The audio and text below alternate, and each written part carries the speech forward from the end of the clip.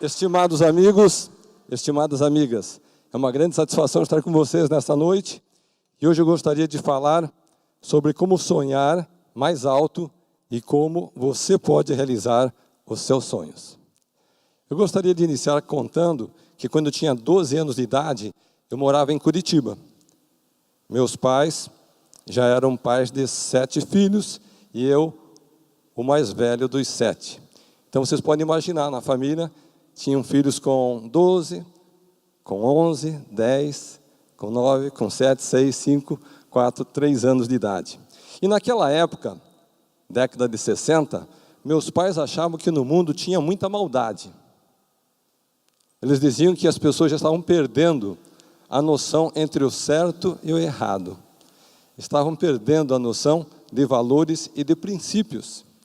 E eles queriam, então, encontrar um caminho de fé para poder criar os filhos e as filhas. Ambos meus pais eram católicos, mas eles tinham perguntas de ordem existencial, emocional, espiritual, às quais eles não encontravam as respostas. E foi assim que um belo dia eu estava em casa e 2 jovens de camisa branca, gravata, uma plaquetinha aqui, bateram na porta da minha casa. E eles chegaram lá querendo falar com meu pai. Eu disse, meu pai não está, ele está viajando. Meu pai tinha uma pequena mercearia também na cidade. E eu notei que na lapela deles tinha uma bandeira do Paraná, com a inscrição Paraná, aqui se trabalha. E eles perguntaram, mas quando que o seu pai volta? Eu disse, ele volta no final de semana. Então diga para ele que nós vamos voltar, tudo bem? Tudo bem. Eu com 12 anos corri para dentro de casa, minha mãe assustada, apavorada. Quem que eram aqueles rapazes que estavam lá no portão, meu filho? Eu disse, eu não sei, mas eu acho que eram fiscais da prefeitura. Porque eles queriam falar com o pai. E o que eles disseram? Que eles vão voltar. Bom, os jovens voltaram. E eu descobri que eles não eram fiscais da prefeitura. Na verdade, não eram nem brasileiros, eram norte-americanos, missionários da Igreja de Jesus Cristo, dos Santos dos Últimos Dias, mais conhecida como os Mormons. E com aqueles jovens norte-americanos, eu comecei a aprender as primeiras palavrinhas do inglês. Meus pais, que estavam em busca de respostas espirituais, encontraram o caminho da fé, de como criar e manter uma família unida. E aqueles rapazes norte-americanos colocaram um sonho na minha mente, no meu coração, no meu espírito, e esse sonho nunca mais saiu dali. Eles disseram o seguinte, Carlos, você é bem jovem, mas um dia você vai crescer e você vai ter a oportunidade de fazer uma universidade lá nos Estados Unidos. Gente, meu pai era motorista de caminhão, minha mãe era costureira, 7 filhos pequenos para criar. Como que eu conseguia imaginar que um dia ia poder estudar lá nos Estados Unidos? Bom, quando eu completei 17 anos, eu resolvi me aventurar. Naquela época eu coloquei $100 no bolso, era tudo que eu tinha, e fui desembarcar lá em Nova York. E eu cheguei em Nova York numa sexta-feira. Até eu chegar ao meu destino, que era o norte de Nova Jersey, eu tinha que pegar trem, tinha que pegar metrô, tinha que pegar ônibus, e até chegar lá eu cheguei com $50 no bolso. Mas na segunda-feira eu já comecei a trabalhar num restaurante, lavando pratos. Cuidava da cozinha, trabalhava como garçom. E assim eu comecei a trabalhar pela primeira vez nos Estados Unidos, e o salário no final do mês foi de $1.000. Para mim era uma grande fortuna. E eu passei aquela fase da minha vida lá nos Estados Unidos, e aprendendo o inglês, e ao mesmo tempo descobrindo a ser autossuficiente. Porque a partir daquele momento em diante, eu nunca mais pedi um centavo para o meu pai ou para a minha mãe. Eu costumava frequentar a igreja Mormon lá nos Estados Unidos. E depois de 2 anos que eu estava lá, um dia na igreja, o bispo falou o seguinte, jovens rapazes, vocês têm uma obrigação de fazer um serviço missionário. Deus espera isso de vocês. Eu pensei, eu já estou com 19 anos. Será que chegou a minha vez? E eu disse, por que não? E esse é um trabalho que a gente faz sem remuneração. É um trabalho voluntário. A pessoa simplesmente se apresenta Existem mais de 300, 400 cidades, destinos no mundo todo, países, e a pessoa pode ser designada para uma dessas áreas. E eu fui designado para ir para Portugal. Passei 2 anos da minha vida como missionário voluntário para a Igreja Mórmon lá naquele país. Depois de 2 anos, retorno ao Brasil. E, naquele momento, eu tinha 3 metas muito definidas. Primeiro, eu queria encontrar um trabalho. Segundo, eu queria voltar a estudar. E terceiro, eu queria encontrar a mulher da minha vida. Eu queria casar com ela. Bom, quando chegou na época do casamento, eu ganhava 1 salário mínimo por mês. Minha noiva ganhava 2. Então eu fiz a seguinte matemática: com 3 salários já dá para casar. E assim nós casamos. Acontece que algumas semanas antes do casamento, meu futuro sogro veio até a casa dos meus pais conversar sobre os preparativos. E daí meu pai falou para o meu futuro sogro uma frase que eu jamais esquecerei. Ele disse: seu Raul, conhecendo meu filho como eu conheço, se eu fosse o Senhor, não deixaria minha filha se casar com ele. Imaginem só a motivação que eu senti naquele momento para alguém que queria começar uma vida nova. Bom, gente, nós casamos e eu emprestei uma Kombi para a nossa lua de mel. E pegamos aquela Kombi lá do Paraná, fomos até Santa Catarina, na praia de Camboriú. Imagine só a emoção de uma lua de mel numa Kombi. Mas aquela Kombi rendeu fruto, gente, porque 9 meses depois nasceram os gêmeos. Charles e Lincoln, meus filhos mais velhos. E o sonho que aqueles rapazes norte-americanos colocaram na minha mente, que um dia eu ia para os Estados Unidos fazer uma faculdade, nunca mais saiu da minha mente. Eu precisei me preparar, me qualificar, porém na época certa, no momento certo, com a idade de 26 anos, eu fui aceito na Universidade de Brigham Young, lá no estado de Utah. Mas aí acontece, minha gente, o meu primeiro momento de fracasso e que, consequentemente, passa a ser o meu day one na minha história pessoal. Sabe por quê, gente?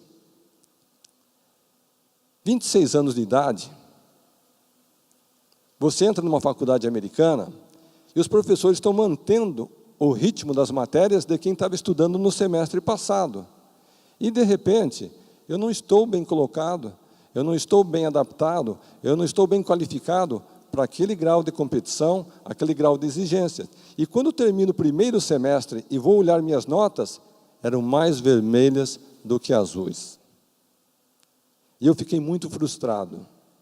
Eu me senti muito decepcionado com aquele resultado. E, sinceramente, naquele momento eu tomei uma decisão. Esse negócio de fazer faculdade no exterior não é para mim. É muito puxado. Eu vou voltar para o Brasil.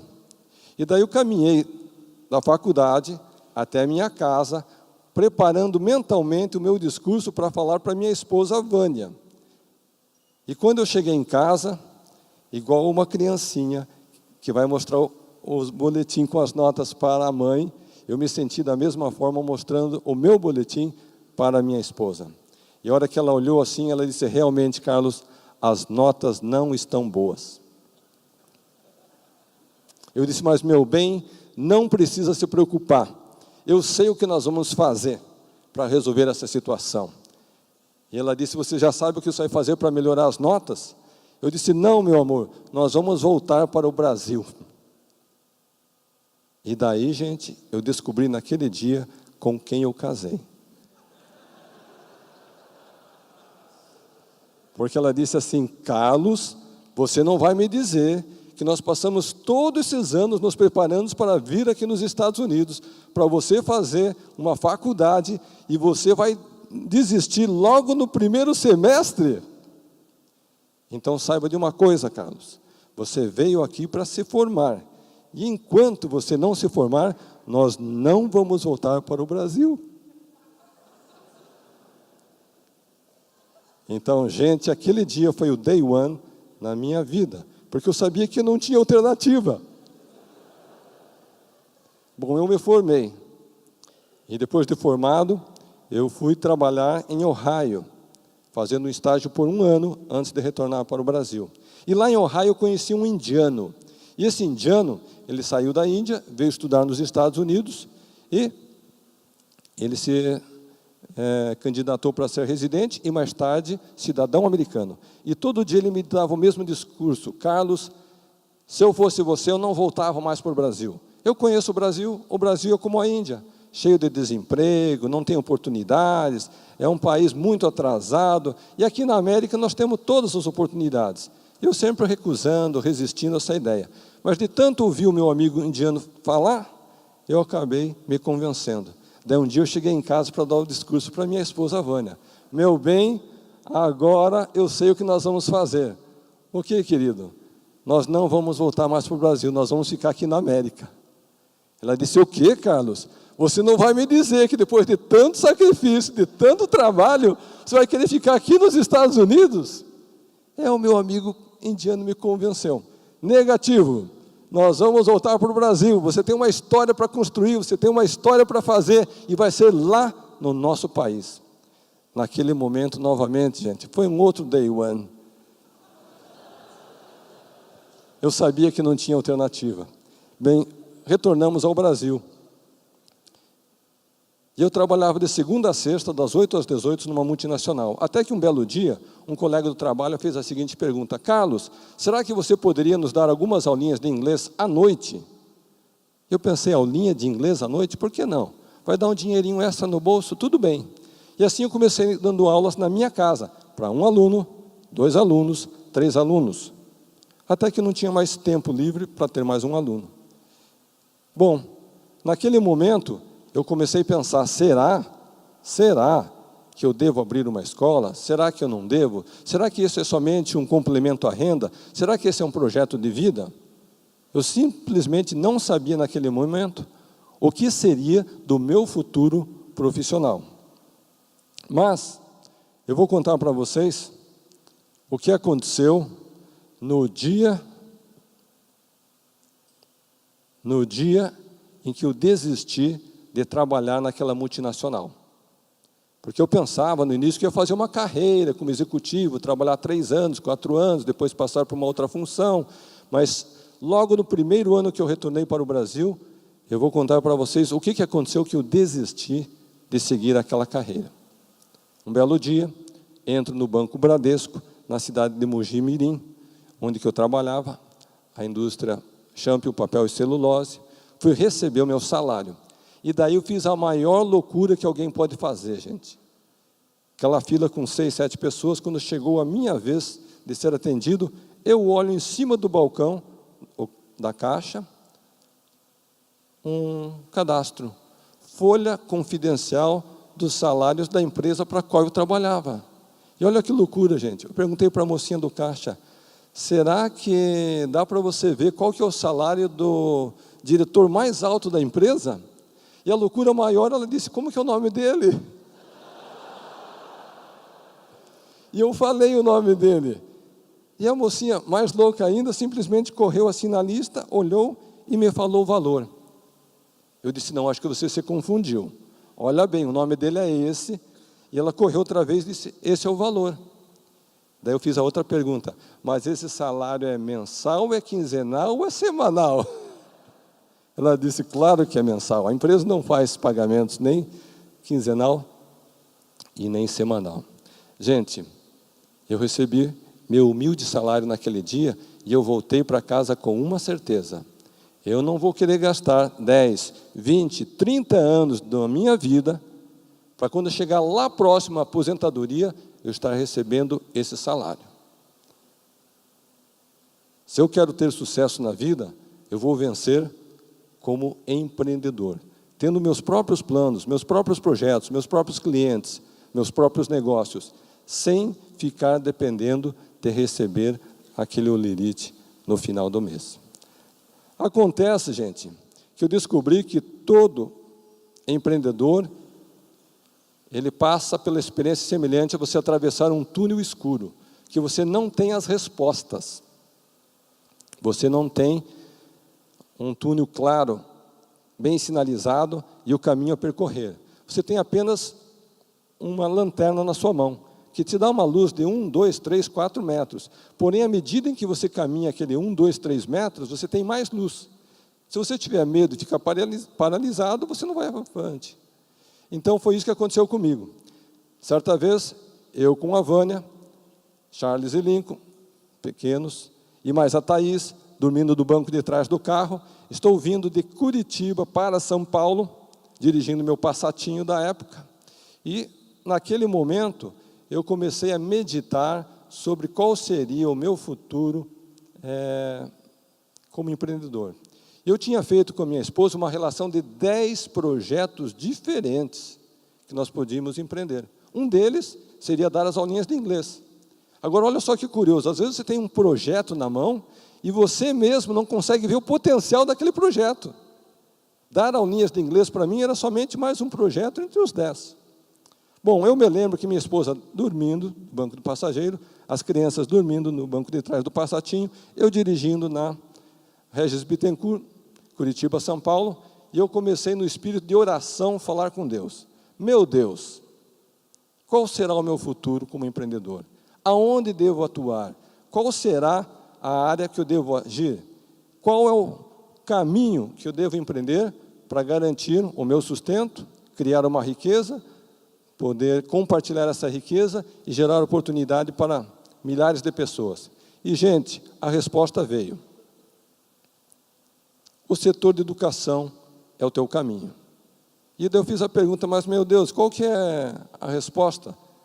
Aquelas aulinhas de inglês é o teu futuro.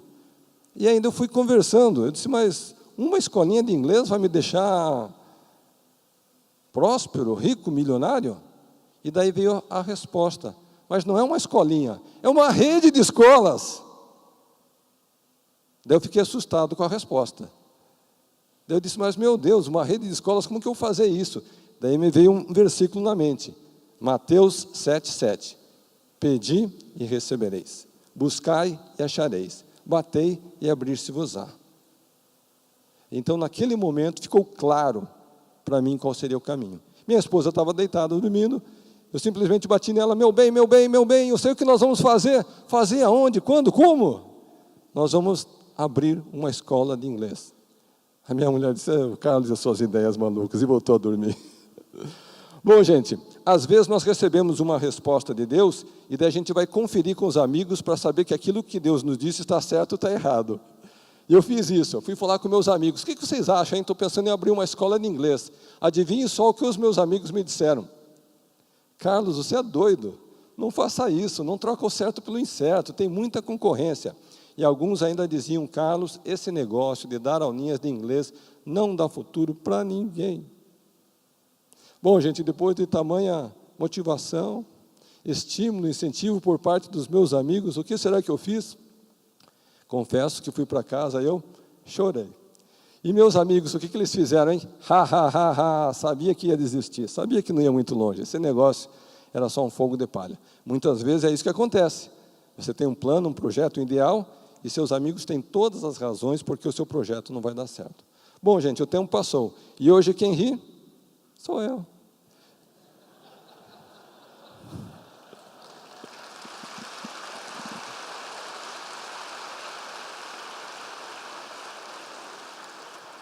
Então agora vocês sabem como foi que a Wizard nasceu e como foi que a Wizard cresceu.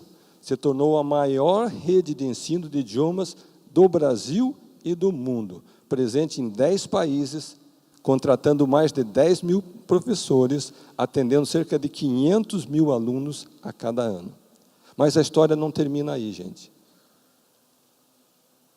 Aqueles 2 meninos, Charles e Lincoln, que vocês viram na história, que foi fruto daquela viagem na Kombi lá para Camboriú, eles cresceram. E eles também foram estudar nos Estados Unidos.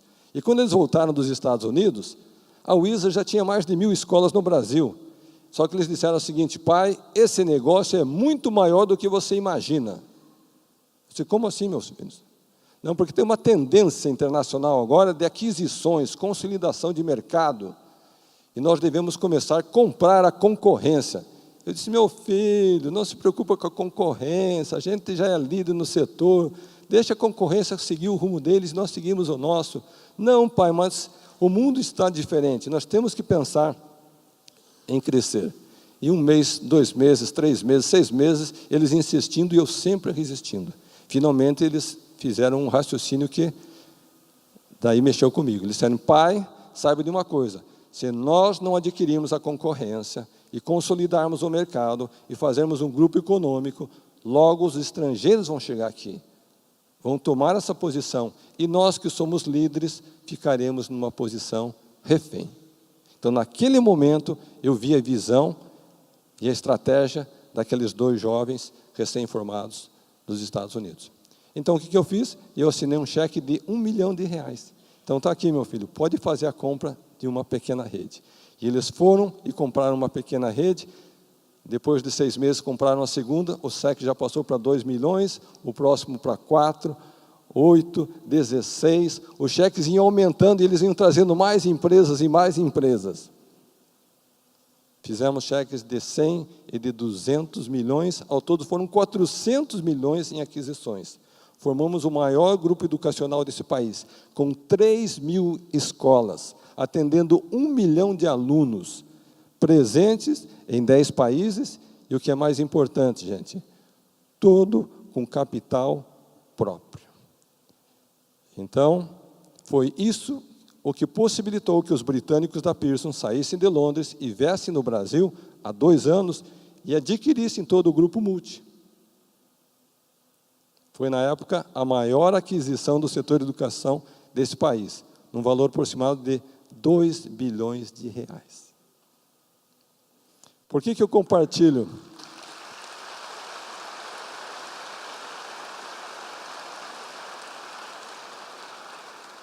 Por que eu compartilho essa história com vocês, gente? Porque a Wizard começou com quantos alunos? 1 aluno. E eu estou aqui para dizer para vocês que vocês podem contar a mesma história na sua trajetória. Se você tiver esse desejo, se você tiver um projeto comercial capaz de atingir o mercado em grande escala, e mais importante, se você seguir as regras financeiras, que tira a pessoa da condição atual para uma condição de prosperidade. Bom, gente, depois de colocar esse cheque no bolso, muita gente me fez a seguinte pergunta, e agora, Carlos, o que é que você vai fazer? Você vai se aposentar, passar o resto da sua vida na praia, vai mudar para alguma ilha paradisíaca, vai para a Suíça, você vai fazer o quê? E depois de quase 1 ano sabático, eu com meus 2 filhos, Charles e Lincoln, nós resolvemos voltar ao mercado. E nos últimos 2 anos, nós compramos a rede Mundo Verde, que tem hoje 400 lojas em todo o país.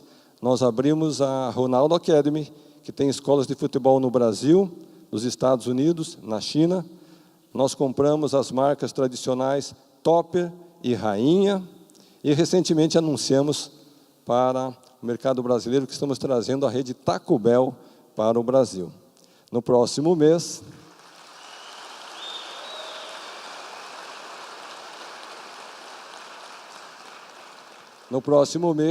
e estaremos inaugurando aqui em São Paulo a primeira unidade, em seguida uma segunda unidade na Avenida Paulista e a terceira lá no Shopping Center Norte. Até 2020 serão 100 lojas Taco Bell no Brasil. E a grande pergunta que as pessoas me fazem é, Carlos, qual é a motivação? Certamente, precisar de mais dinheiro não é. Então eu descobri, gente, que todo empreendedor é um sonhador. Mas quando ele realiza o seu sonho, ele descobre que tem sonhos ainda maiores para serem realizados. E hoje eu trouxe 2 presentes para vocês. Um é um livro que eu escrevi recentemente, e ele é gratuito. Você não vai poder comprar esse livro. Basta você entrar no site www.dozeroaomilhão.com.br. Vou repetir, hein? Você não consegue comprar esse livro, ele é gratuito. www.dozeroaomilhão.com.br. É só você entrar e baixar, o livro é um presente meu para você. E o segundo presente é, você vai entrar no site www.familiaeterna.net.br. Também não consegue comprar esse livro. É um livro de presente meu para você, como fazer para equilibrar a sua vida profissional e a sua vida familiar. Eu termino com a seguinte frase, gente. Recentemente, fui entrevistado por um grande meio de comunicação desse país. E a pessoa me perguntou, a jornalista fez a seguinte pergunta: Carlos, qual foi a empresa que você sempre quis abrir e você até agora nunca abriu? Eu disse, escreva aí na matéria. A empresa que eu nunca abri, ainda eu vou abrir. Thank you very much.